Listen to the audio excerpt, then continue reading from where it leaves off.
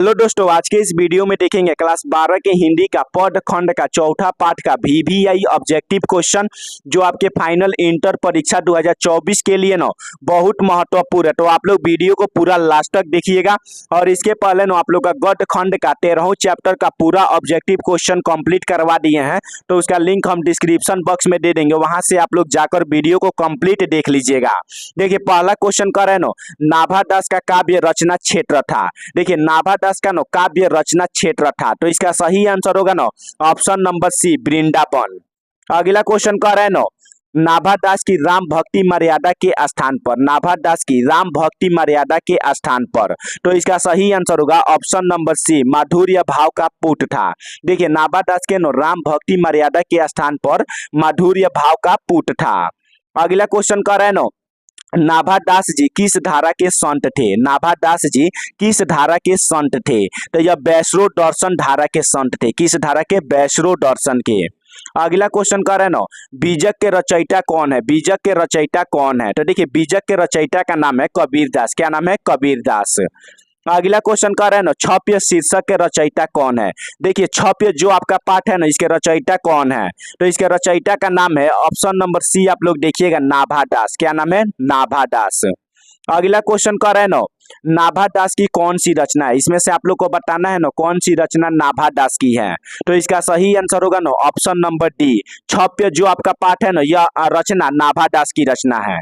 अगला क्वेश्चन कर रहे हैं नाभा दास किस धारा के कवि थे। नाभा दास किस धारा के कवि थे, तो देखिए नाभा दास राम भक्त धारा के कवि थे। किस धारा के? राम भक्त धारा के कवि थे। अगला क्वेश्चन कर रहे हैं नाभा दास किसके समकालीन थे। देखिए नाभा दास है यह किसके समकालीन थे, तो यह तुलसीदास के समकालीन थे। नाभा दास तुलसीदास के समकालीन थे।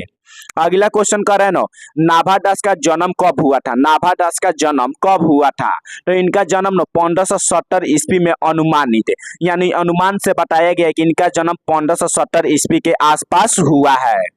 अगला क्वेश्चन कर रहे हैं अगला क्वेश्चन देखिएगा, किसकी कविता को सुनकर कवि नाभा दास सिर झुका लेते हैं।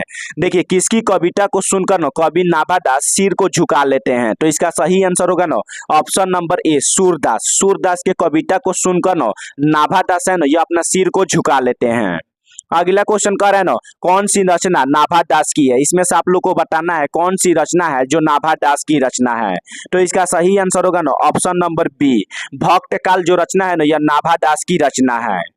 अगला क्वेश्चन कर रहे हैं नाभा दास का अस्थायी निवास कहाँ था। देखिए नाभा दास का अस्थायी निवास यानी रहने का स्थान कहाँ था, तो इसका सही आंसर होगा ऑप्शन नंबर ए, वृंदावन इनका अस्थायी निवास स्थान था। कहाँ था? वृंदावन। अगला क्वेश्चन कर रहे हैं संपूर्ण भक्तमाल में किस छंद की व्यंजना है। संपूर्ण भक्तमाल में किस छंद की व्यंजना है, तो इसका सही आंसर होगा ऑप्शन नंबर सी, छप्य। देखिए जो संपूर्ण भक्तमाल है इसमें छप्य छंद की व्यंजना की गई है। अगला क्वेश्चन कर रहे हैं छप्य कितनी पंक्तियों का छंद होता है। छप्य है यह कितनी पंक्तियों का छंद होता है, तो छप्य 6 पंक्तियों का छंद होता है। कितनी पंक्तियों का? 6 गो पंक्तियों का छंद होता है। अगला क्वेश्चन कर रहे हैं सुर के कवित को सुनकर सभी क्या करते हैं। देखिए सुर के कवित को सुनकर सभी क्या करते हैं, तो देखिए सुर के कवित को सुनकर सभी सिर हिलाते हैं। क्या करते हैं? सिर हिलाते हैं। अगला क्वेश्चन कर रहे हैं सुर कवित सुनी कौन कवि में कौन सा अलंकार है। देखिए सुर कवित सुनी कौन कवि में कौन सा अलंकार है, तो इसमें आपका अनुप्रास अलंकार है। कौन अलंकार है? अनुप्रास। अगला क्वेश्चन कर रहे हैं कबीर किसमें भेद नहीं करते हैं। कबीर है वह किसमें भेदभाव नहीं करते हैं, तो यह हिंदू मुसलमान में भेदभाव नहीं करते हैं। देखिए कबीर है यह हिंदू मुसलमान में भेदभाव नहीं करते हैं।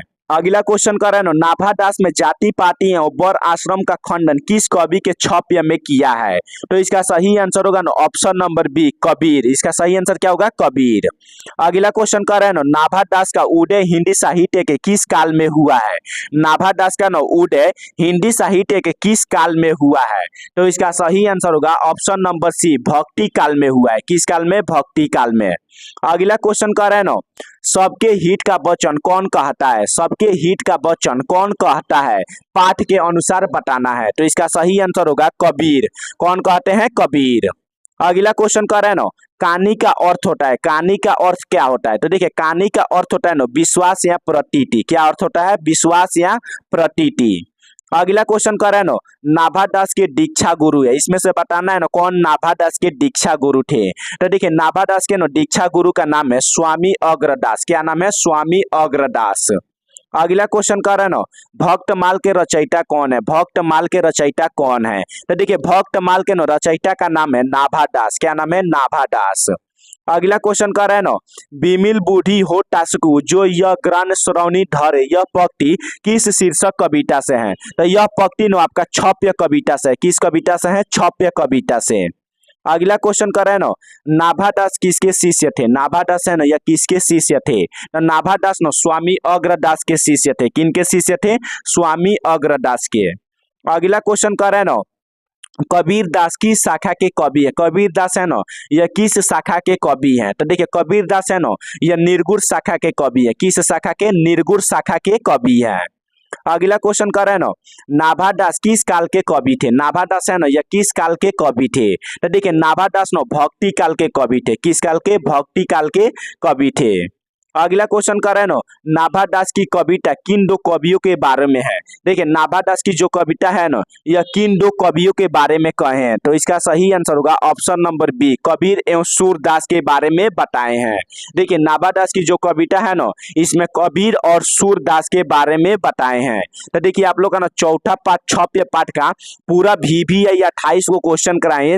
देखिए आपके पाठ से ना जितना क्वेश्चन रहेगा ना सब क्वेश्चन यहीं से रहेगा, तो आप लोग वीडियो को कंप्लीट देख लीजिएगा। और इसके पहले ना आप लोग का गट खंड का जितना क्वेश्चन कराए हैं, जितना मतलब ऑब्जेक्टिव क्वेश्चन करा दिए हैं, सब वीडियो को जाकर आप लोग कंप्लीट देख लीजिएगा।